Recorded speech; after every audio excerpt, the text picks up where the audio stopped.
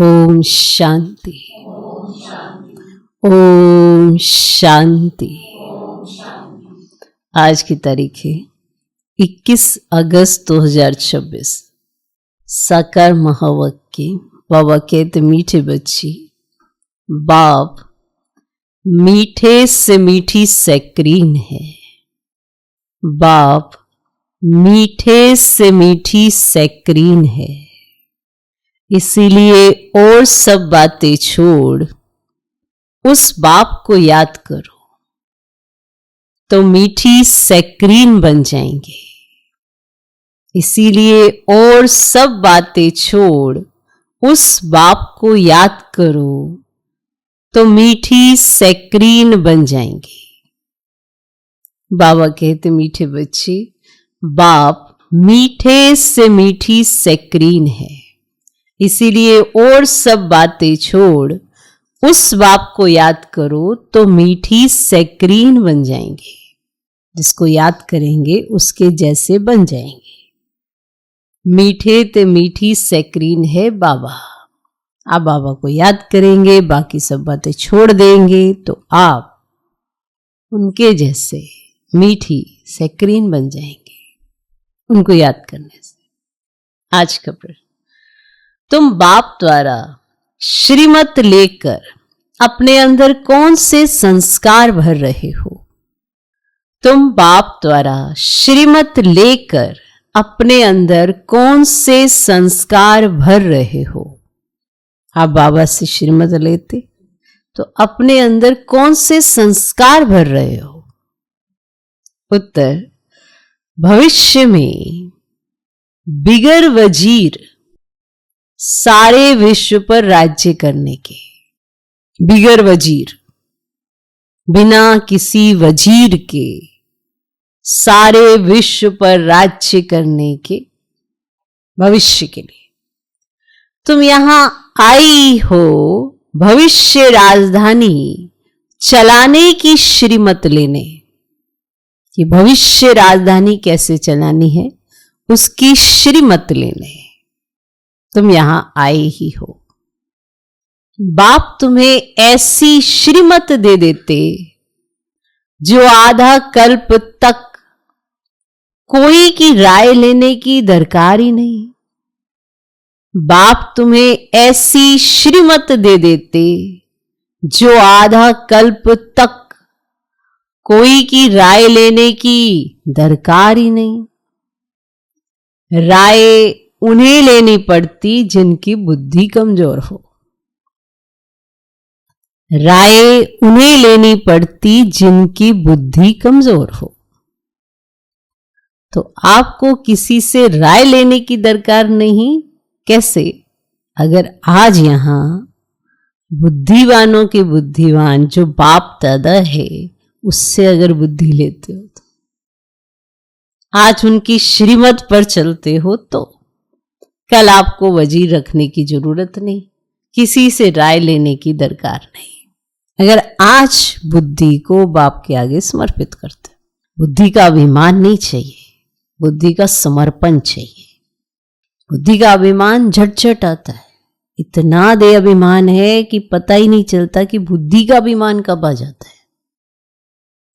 जब कोई चीज सहज स्वीकार नहीं होती, बाबा ने श्रीमत दी, स्वीकार नहीं है, सेकंड में आता है,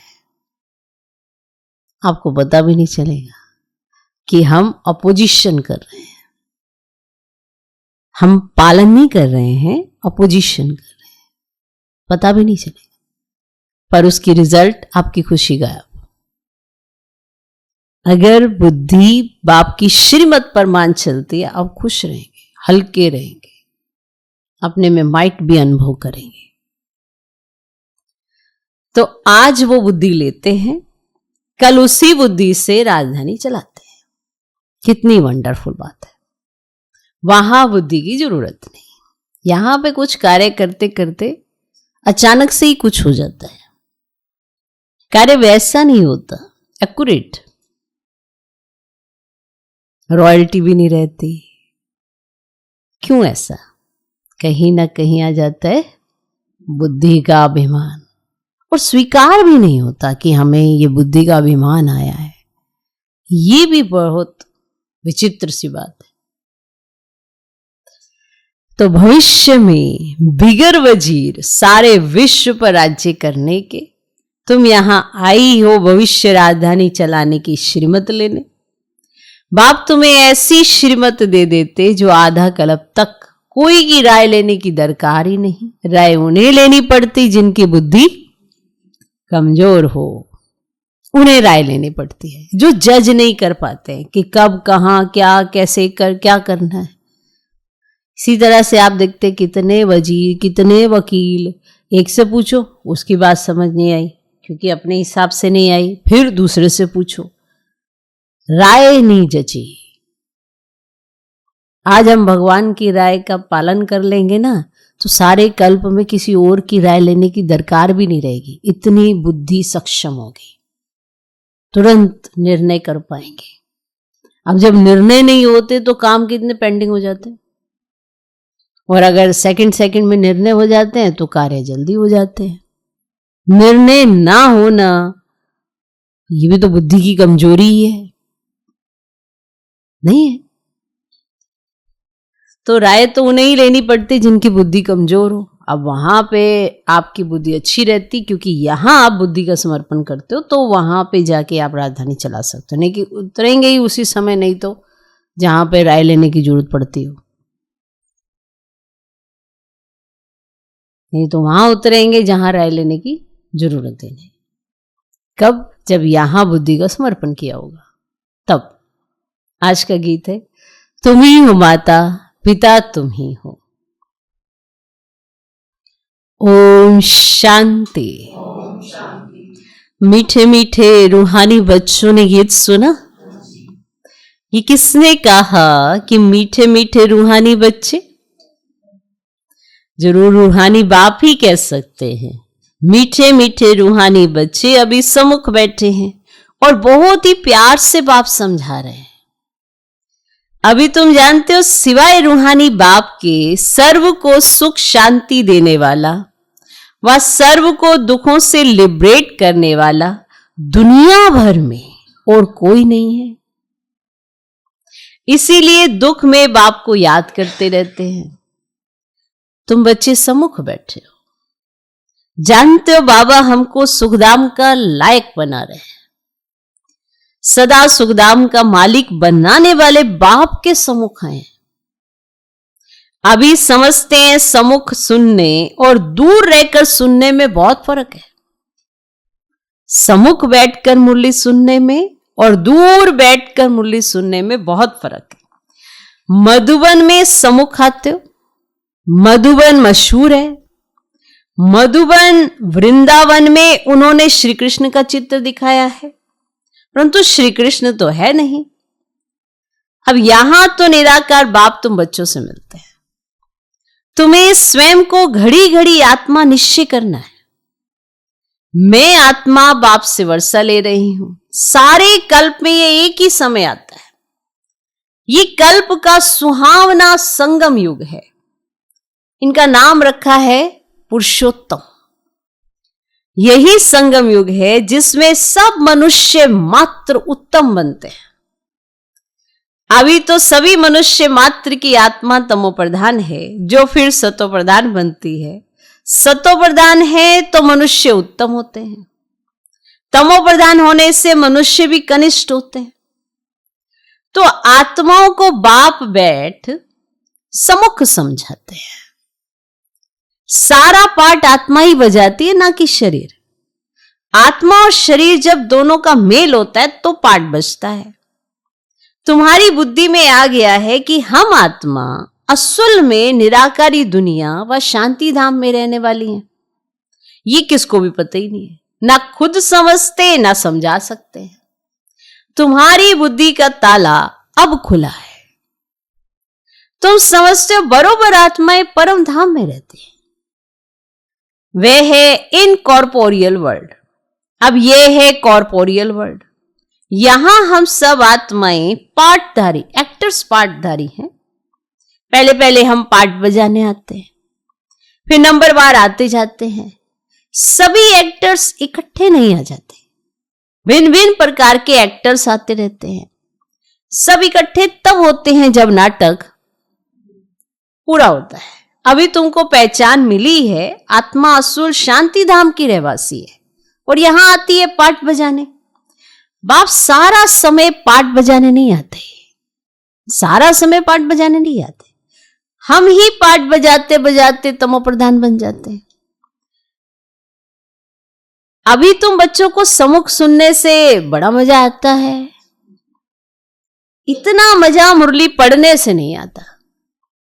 यहां सम्मुख हो ना, तो पहले सत्युगी आदि सनातन देवी देवता धर्म वाले ही आते हैं।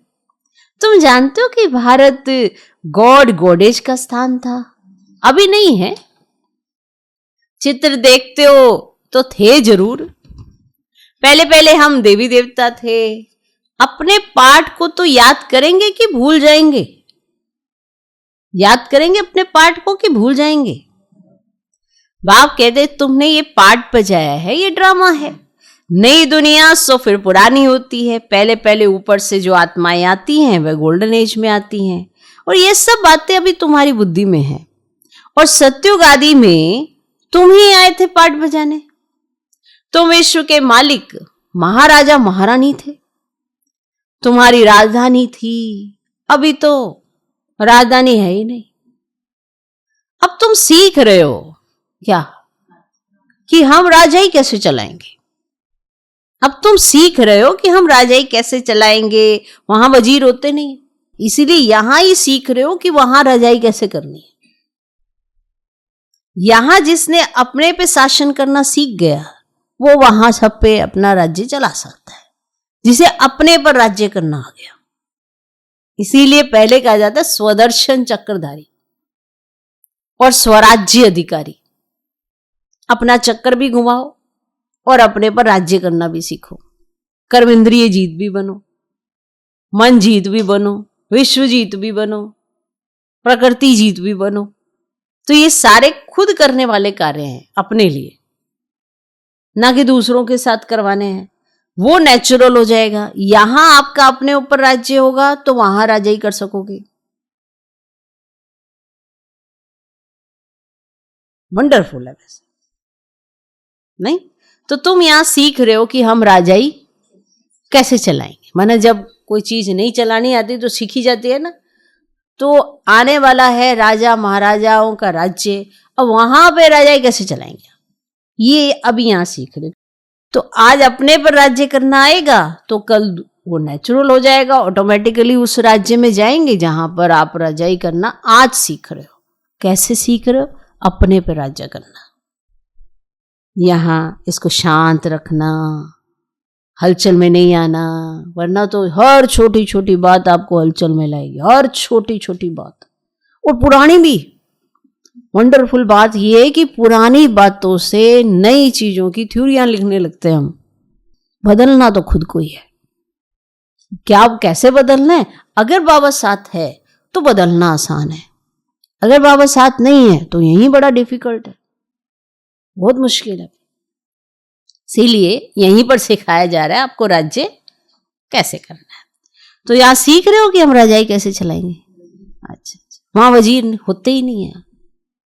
जो एक बाप की श्रीमत का पालन करते वो वहां पे उतरते हैं, वरना वो उस जगह उतरेंगे जहां उन्हें चार बातें सुननी पड़ेगी। अब ये निर्णय आपके हाथ में आ गया। देखो आपने किधर उतरना है, सारा निर्णय आप ही के हाथ में। वंडरफुल बात है। अब वह तो श्रीमत द्वारा श्रेष्ठ से श्रेष्ठ बन जाते हैं, फिर उनको दूसरे कोई से राय लेने की दरकार नहीं रहती। यहां आप श्रीमत से श्रेष्ठ बनते हो, इसीलिए आपको वहां पे दूसरे किसी से राय लेने की दरकार नहीं रहती। वैसे तो कितनी वंडरफुल बाबा की मुरली चलती है, सारी राय इसी के अंदर होती है। ढूंढ के देख लो, सारी राय इसी के अंदर है। और जिसने इनकी राय पर चलना सीख लिया ना, उसकी लाइफ बड़ी सेटल है, एकदम रिलैक्स है, दुखी नहीं होना पड़ेगा, सिचुएशन नहीं आएंगे ऐसा नहीं कहा है। हर मनुष्य आत्मा के पास सिचुएशन आती है, तो क्या वो मुरली पर मान चलता है, या अपनी बुद्धि पर मान चलता है, या दूसरों की बुद्धि पर मान चलता है? इसी के आधार पर उसकी स्थिति होती है। ठीक है, तो हम अगर आज श्रीमत पर चलेंगे तो दूसरे किसी की राय की दरकार हमें नहीं रहती। अगर कोई से राय ले तो समझा जाएगा ना कि इनकी बुद्धि कमजोर है। तो अभी जो श्रीमत मिलती है ना, वह सतयुग में भी कायम रहती है, सतयुग में भी कायम रहती है। अब तुम्हारी आत्मा फ्रेश हो रही है, हो रही है? अब बाबा कह रहे हो रही है, आपको लग रहा है हो रही है? अभी तुम बच्चों को देही अभिमानी बनना है। शांति धाम से आकर यहां तुम टॉकी बने हो। टॉकी होने बिगर कर्म हो ना सके। तो ये बड़ी समझने की बातें हैं। जैसे बाप में सारा ज्ञान है, वैसे तुम्हारी आत्मा में भी अब ज्ञान है। आत्मा कहती है हम एक शरीर छोड़ संस्कार अनुसार फिर दूसरा लेता हूं। पुनर्जन्म भी जरूर होता है। आत्मा को जो भी पाठ मिला है वह बजाती रहती है। क्या मिलता है? पाठ। और वह बजाती रहती है और संस्कारों अनुसार दूसरा जन्म लेती रहती है। अब वो संस्कार कहां से आए? उसके किए कर्मों से। तो वो संस्कारों अनुसार दूसरा जन्म लेती रहती है। आत्मा की दिन प्रतिदिन प्योरिटी की डिग्री कम होती जाती है। पतित अक्षर द्वापर के बाद काम में लाते हैं, फिर भी थोड़ा सा फर्क जरूर पड़ जाता है। तुम नया मकान बनाओ तो 1 मास के बाद कुछ फर्क जरूर पड़ेगा। अभी तुम समझते हो बाबा हमको वर्षा देते हैं। बाप कहते हैं हम आए हैं तुम बच्चों को वर्षा देने, हम आए हैं तुम बच्चों को वर्षा देने। जितना जो पुरुषार्थ करेंगे उतना पद पाएंगे। वैसे ये तो क्लियर है, जो जैसा पुरुषार्थ करेगा वैसा ही पाएगा। इसमें कोई किसी को आगे पीछे नहीं कर सकता। तो बाप के पास कोई फर्क नहीं है, ये सिर्फ समझने की जरूरत है।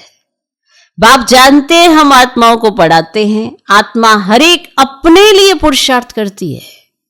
मेल फीमेल की दृष्टि यहां नहीं रहती। हर एक आत्मा अपने लिए पुरुषार्थ करती है। अगर आप पुरुषार्थ कर रहे हो तो आप अपने लिए कर रहे हो, किसी और के लिए नहीं कर रहे हो। यहां पे मेल फीमेल की दृष्टि नहीं रहती। तुम सब बच्चे बेहद के बाप से वर्षा ले रहे हो। सभी आत्माएं ब्रदर्स हैं जिनको बाप पढ़ाते हैं, वर्षा देते हैं। बाप ही रूहानी बच्चों से बात करते हैं कि हे लाडले मीठे सिकिलदे बच्चों। अब सोचो कितने प्यार से बाबा ने कहा, हे लाडले मीठे सिकिलदे बच्चों, तुम बहुत समय पाठ बजाते बजाते अब फिर आकर मिले हो अपना वर्षा लेने। ये भी ड्रामा में नूंद है। शुरू से लेकर पाठ नूंदा हुआ है। तुम एक्टर्स पार्ट बजाते एक्ट करते रहते हो। आत्मा अविनाशी है, इसमें अविनाशी पार्ट भरा हुआ है। शरीर तो बदलता रहता है, बाकी आत्मा सिर्फ प्योर से इम्प्योर बनती है और सत्युग में है पावन। इसको कहा जाता है पतित दुनिया। अभी सुखधाम स्थापन होता है, बाकी सब आत्माएं मुक्तिधाम में रहेंगी। अब यह बेहद का नाटक आकर पूरा हुआ है। सभी आत्माएं मच्छरों मिसल जाएंगी। देखो आत्माएं हैं छोटी सी, तो सब मच्छरों मिसल जाएंगी। इस समय कोई भी आत्मा आए तो पतित दुनिया में उनकी क्या वैल्यू होगी? वास्तव में वैल्यू उनकी है जो पहले पहले नई दुनिया में आते हैं। नई दुनिया थी, वे फिर पुरानी बनी है। नई दुनिया में देवताएं थे, वहां दुख का नाम ही नहीं था, और यहां तो अथाह दुख है ना, अथाह दुख। तो बाप आकर दुख की पुरानी दुनिया से लिबरेट करते हैं। भगवान आकर आपको सिर्फ दुख से दूर नहीं कराते, आपके लिए दुनिया ही बदल देते हैं, क्योंकि वो जानते हैं एक बच्चे को मैं सुखी कर नहीं सकता, क्योंकि आसपास वाले दुखी कर देंगे इसको, तो मैं तुम्हारे लिए दुख की दुनिया ही बदल दूंगा, सुख की दुनिया लाऊंगा। तो ये पुरानी दुनिया बदलनी जरूर है। जैसे दिन के बाद रात, रात के बाद दिन होता है। तुम समझते हो बरोबर हम सत्य के मालिक थे और फिर से बनेंगे। तो हम क्यों ना आत्मा निश्चय कर और बाप को याद करें। कुछ तो मेहनत करनी पड़ेगी। नहीं नहीं, करनी पड़ेगी ना कुछ तो। अपने को आत्मा समझेंगे नहीं, शरीर पर राज्य करना सीखेंगे नहीं, तो फिर राजाई कैसे पाएंगे? कुछ तो मेहनत करनी होगी। राजाई पाना कोई सहज थोड़ी ही है। अब उस पढ़ाई में भी कितनी मेहनत करते तब जाके रिजल्ट मिलता। तो राजाई पाना कोई सहज थोड़ी है। बाप को याद करना है। ये माया का वंडर है जो घड़ी घड़ी तुमको भुला देती है। इसके लिए उपाय रचना चाहिए कि वो मेरी बुद्धि से बाप की याद मिटा ना सके। इसके लिए कुछ तो उपाय रचना चाहिए। ऐसे नहीं मेरा बनने से याद जम जाएगी, ऐसे नहीं है। वो तो अपना प्रभाव डालेगी ही डालेगी, क्योंकि चारों तरफ माया का प्रभाव है। तो ऐसे नहीं कि मेरा बन गए तो हाँ जी याद जम गई, बाकी पुरुषार्थ क्या करेंगे? नहीं, जब तक जीना है पुरुषार्थ करना। देखो कोई भी सिचुएशन आती है उसमें बाप की याद कितनी आती है, या उलाने तो नहीं रख देते कहीं। सब कुछ समझाने के बाद भी कई बार बच्चे उलाने रखते हैं ज्यादा, पर उलानों में याद नहीं होती, शिकायतें होती हैं। और फिर एक ऐसा समय आता है उन्हें भूल जाता है कि ये भगवान है। शिकायतें करते करते करते फिर कहीं और ही निकल जाते हैं। इसलिए जब तक जीना है पुरुषार्थ करना है, ज्ञान अमृत पीते रहना है। और देखना जिन्होंने बाप का हाथ छोड़ना होता है वो सबसे पहले ज्ञान अमृत पीना छोड़ते हैं। धीरे धीरे धीरे उनकी बुद्धि से सब कुछ विस्मृत होता जाता है और फिर उनको लगता है अब हम पुरानी दुनिया के लायक हो गए।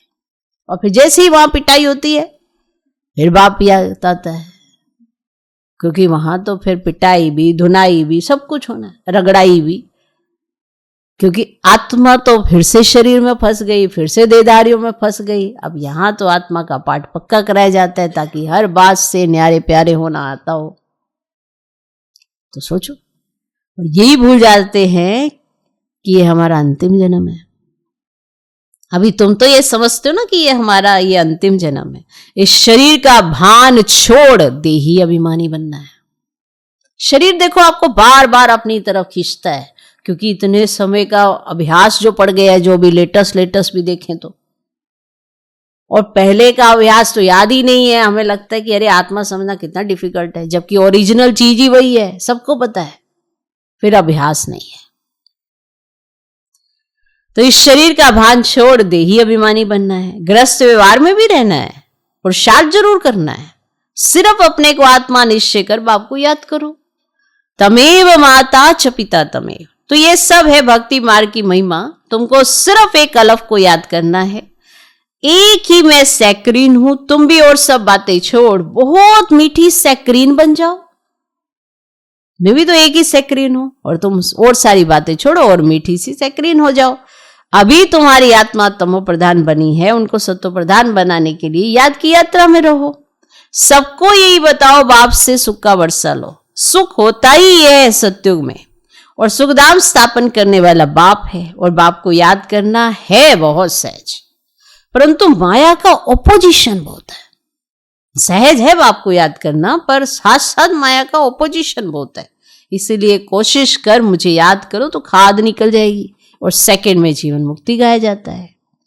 इस ड्रामा में हर एक को अपना पार्ट रिपीट करना है। इस ड्रामा के अंदर सबसे जास्ती हमारा पार्ट है। सुख भी सबसे जास्ती हमको मिलेगा। बाप कहते तुम्हारा देवी देवता धर्म ना बहुत सुख देने वाला है, और बाकी सब शांति धाम में चले जाएंगे हिसाब किताब चुकतू करके। और जास्ती विस्तार में हम क्यों जाएं कि कैसे हिसाब किताब चुकतू करेंगे, क्या होगा उनके साथ, ज्यादा उसमें नहीं जाना है। तुम अपना पुरुषार्थ करो, फिर देखो तेरे बहाने सर्व का भला। आपके जाने का समय होगा, उनके भी जाने का, वो भी हिसाब किताब चुकतू कर रहे होंगे। तो जास्ती विस्तार में हम क्यों जाएं? बाप आते ही ये सबको वापस ले जाने। मच्छरों सदृश्य सबको ले जाते हैं, शरीर खत्म हो जाएंगे। बाकी आत्मा जो अविनाशी है वे हिसाब किताब चुकतू कर चली जाएगी। ऐसे नहीं कि आत्मा आग में पड़ने से पवित्र होगी। आत्मा को याद रूपी आग से ही पवित्र होना है। योग की अग्नि है यह। उन्होंने फिर नाटक बैठ बनाए हैं, सीता आग से पार हुई। अब आग से कोई एक को थोड़ी पार होना है। बाप समझाते हैं तुम सब सीताएं इस समय पतित हो, रावण के राज्य में हो, अब एक बाप की याद से तुमको पावन बनना है। तो जितनी याद उतना जल्दी पावन। राम एक ही है। अग्नि अक्षर सुनने से समझते हैं आग से पार हुई, आग में से चली थी, उससे पार हुई। कहां योग अग्नि और कहां वह आत्मा परमात्मा से योग रखने से पति से पावन होगी। रात दिन का फर्क है। आत्माएं सब सीताएं हैं और रावण की जेल में शोक वाटिका में है। यहां का सुख तो कागविष्ठा के समान है और स्वर्ग के सुख तो अथाह है। तो बच्चों को ज्ञान रत्नों से झोली भरनी चाहिए। कोई भी प्रकार का संशय नहीं आना चाहिए, कोई भी प्रकार का संशय नहीं आना चाहिए। देह अभिमान आने से फिर अनेक प्रकार के प्रश्न आदि उठते हैं। फिर बाप जो धंधा देते हैं वे करते ही नहीं है। मूल बात है हमको पति से पावन बनना है, दूसरे कोई भी संकल्प उठाने की दरकार ही नहीं है। यह है पतित दुनिया, वह है पावन दुनिया, और मुख्य बात है ही पावन बनने की। पावन कौन बनाएंगे, अब ये कुछ भी पता ही नहीं है। बोलो तुम पतित हो तो बिगड़ पड़ेंगे। अपने को भिखारी कोई भी समझते नहीं है। कहते हैं गृहस्थी तो सब थे, राम सीता लक्ष्मी नारायण को भी तो बच्चे थे ना, और वहां भी तो बच्चे पैदा होते हैं। ये भूल गए हैं कि उनको वाइसनेस वर्ल्ड कहा जाता है, वह है शिवालय। बाप तो बच्चों को कितनी युक्तियां बताते रहते हैं। अब ये तो बाप टीचर गुरु है जो सबको सदगति देते हैं। वह तो एक गुरु मर गया तो बच्चे को गद्दी देंगे, अब वो कैसे सदगति में ले जाएंगे। तो सर्व का सदगति दाता है ही एक। और रावण राज्य में है दुर्गति और राम राज्य में है क्या है, सदगति। तो बाप सबको पावन बनाकर ले जाते हैं। फिर कोई फट से पतित नहीं बनते, ऊपर ले गए फिर नीचे आए और फट से ये तो पतित बन गए, नंबरवार उतरते हैं। सतो प्रधान से पहले सतो आते हैं, फिर रजो होते हैं और फिर तमो होते हैं और फिर तमो प्रधान। तो तुम्हारी बुद्धि में 84 का चक्र बैठा है। तुम जैसे अब लाइट हाउस हो, ज्ञान से इस चक्र को जान गए हो कि ये कैसे फिरता है। अभी तुम बच्चों को और सबको रास्ता बताना है। तुम सब सेना हो, तुम पायलट हो, रास्ता बताने वाले। सबको बोलो अब शांति धाम सुख धाम को याद करो, कलयुग दुख धाम को भूल जाओ। हम आपको बहुत अच्छा रास्ता बताते हैं। पतित पावन एक ही निराकार बाप है, उनको याद करने से तुम पावन बन जाएंगे और तुम्हारी आत्मा पर जो ये कट चढ़ी हुई है ना, वे उतरती जाएगी। भगवान उवाच मन मनाभ, शिव भगवान उवाच विनाश काले विपरीत बुद्धि विनश्यन्ते, और विनाश काले परम पिता परमात्मा के साथ प्रीत बुद्धि विजयन्ते। है विनाश काले ही, एक विपरीत बुद्धि विनश्यन्ति, और है विनाश काले ही, लेकिन परम पिता परमात्मा के साथ प्रीत बुद्धि विजयन्ति। तो तुम्हारी जितनी प्रीत बुद्धि होगी ना, उतना ऊंच पद पाएंगे। देह अभिमान में आने से ना इतना ऊंच पद नहीं पा सकेंगे। देह अभिमान में आए तो इतना ऊंच पद नहीं पा सकेंगे। ये तो स्पष्ट सी बात है। अच्छा, मीठे मीठे सिकिलते बच्चों प्रति माता पिता बाप दादा का याद प्यार और गुड मॉर्निंग। रूहानी बाप की रूहानी बच्चों को नमस्ते। हम रूहानी बच्चों की भी रूहानी बाप को नमस्ते नमस्ते नमस्ते। Good morning good morning good morning. धारणा के लिए मुख्य सार पहला पॉइंट, ज्ञान रत्नों से अपनी झोली भरनी है। ज्ञान रत्नों से अपनी झोली भरनी है। किसी भी प्रकार का संशय नहीं उठाना है, किसी भी प्रकार का संशय नहीं उठाना है।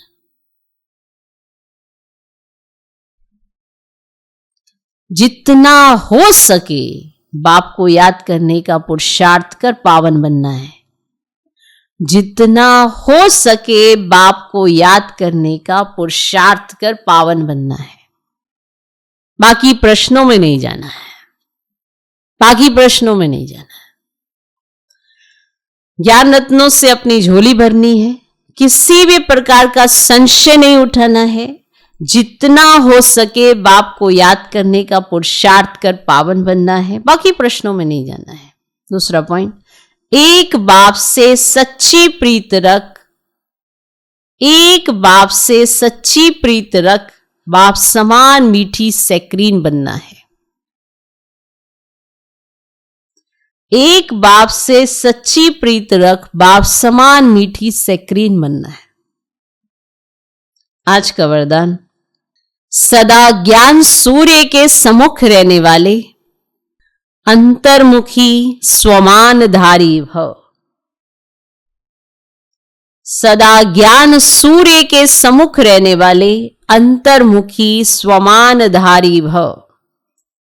जैसे सूर्य के सामने देखने से सूर्य की किरणें अवश्य आती हैं, ऐसे जो बच्चे ज्ञान सूर्य बाप के सदा सम्मुख रहते हैं, वो ज्ञान सूर्य के सर्वगुणों की किरणें, सर्वगुणों की किरणें स्वयं में अनुभव करते हैं। उनकी सूरत पर अंतर्मुखता की झलक और संगम युग के व भविष्य के सर्व स्वमान की फलक दिखाई देती है। इसके लिए सदा स्मृति रहे कि यह अंतिम घड़ी है।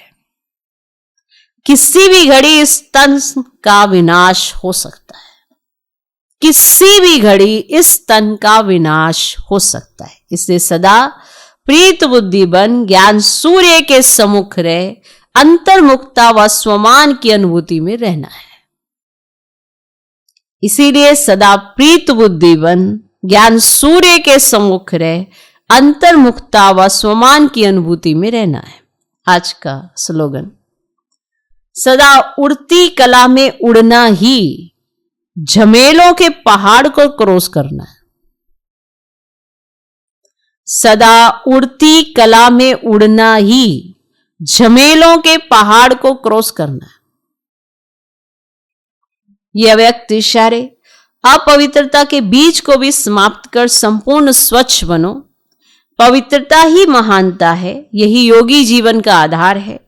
जरा भी अंश मात्र संकल्प में भी किसी प्रकार की अपवित्रता है तो जहां अपवित्रता का अंश है वहां पवित्र बाप की याद जो है, जैसा है वैसा नहीं आ सकती। इसीलिए मनसा में भी अपवित्रता के अंश को समाप्त कर संपूर्ण स्वच्छ बनो। मनसा में भी अपवित्रता के अंश को समाप्त कर संपूर्ण स्वच्छ बनो। सदा यही स्मृति रहे कि मैं पूज्य आत्मा इस शरीर रूपी मंदिर में विराजमान हूं, कि मैं पूज्य आत्मा इस शरीर रूपी मंदिर में विराजमान हूं। ओम शांति।